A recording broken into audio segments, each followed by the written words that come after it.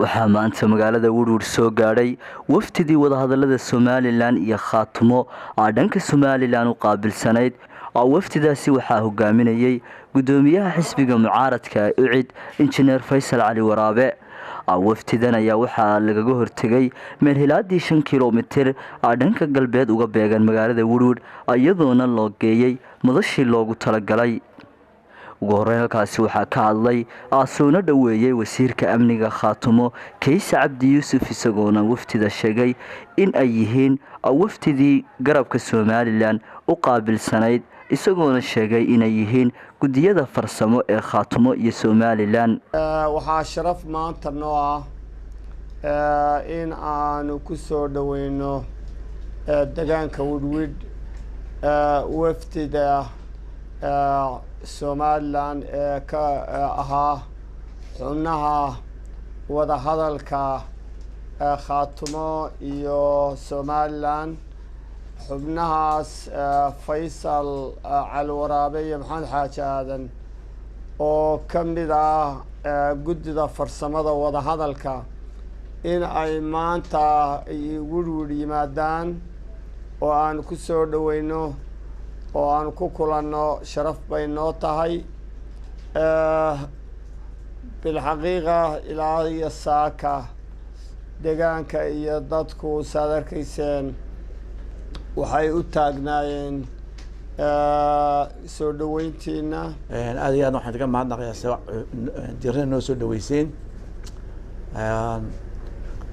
waxaan idin sheegaya waxa weeye horta wadahadaladan aanu hadda bilownay aan ku dhex jirno waxa weeye ra'yi ay keeneen isla garteen madaxweyne Shiinaay iyo madaxweyne Cali Khaliif oo laba nin oo saaxiib ah ayaa weeye labadu waxay doonayaan inay ka tagaan raad taariikheed ka tagaan bay doonayaan. taasaan gacan ku siinayna gacan ku siinay meel fiicanna way marayseen. wixii dibdhac ka yimina wax loo qastiyay maaha amba ay ku jirto khiyaamo badan xagay ka timi xagga Somaliland ba ka timi ana iska sii durkay aanu markaa diyaar maahay xagga dawladda ka timi. marka laakiin waxaan isku sheegay cadeynaya inay xumaan ku jirin tamar darro iyo hawl badan moojaane wax xumaan ku jirin. maantana inta in ka badan baanu doonaynaa inaan ku nimaadno oonu ka magaalada ka apologize karayno xaal ka bixino dib u dhacii badnaa ee dhacay inaanu ka cudur daarno yeeshaan oo ka xunnahay arrintaasi. laakiin waxaan naga soo beegantay magaalada saayay gaar qaadashadii itiraaf iman maayo inagoo midaysan moojaane. Soomaali wax la qaybsan iman mayso inagoo midaysan moojaane. waxaan ilaahay baa iskeen baday. waxaan kaloo u mahad celinaynaa shacab weynaha iyo waxgaradka iyo cuqaasha iyo mas'uuliyiinta sida milgaha iyo maamuuska iyo gobonimada la noo soo dhaweeyay midhahana noogu sooray markii ugu horeysay. aad iyo aad baan ugu mahad celinaya. intaa kadib waxaan aad ugu faraxsanahay inaanu galabta joogno gurigii Woodward ku sugannahay annagoo daba joogno geedi socodka nabaddu ay leedahay oo meel wanaagsan inoo maraya. waxaan jeclahay inaan sidii Kaysiba u yidhi gudoomiye Faysal Cali Waraabe iyo wasiir Maxamed Xaaji Aadan iyo wafdi kaloo ahaa inay la yimaadaan oo ay u suurtoobi waday iyagoo duruufta sheegay inaan Woodward ku soo dhaweyno. reer Woodwardna waa ku mahadinaynaa.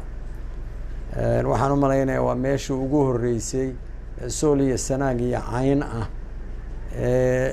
labada dhinac isugu yimaadaan waa Woodward yaa kow ah.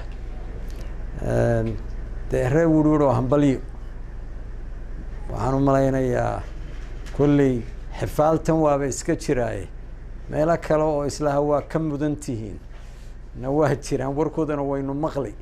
laakiin reer Woodward aad iyo aad bay ugu mahadsan yihiin. wadahadaladanu mudday socdeen fikir ahaan laakiin waxay si dhaba una bilaabmeen shirarkii Addis Ababa bishii December sanadkii hore.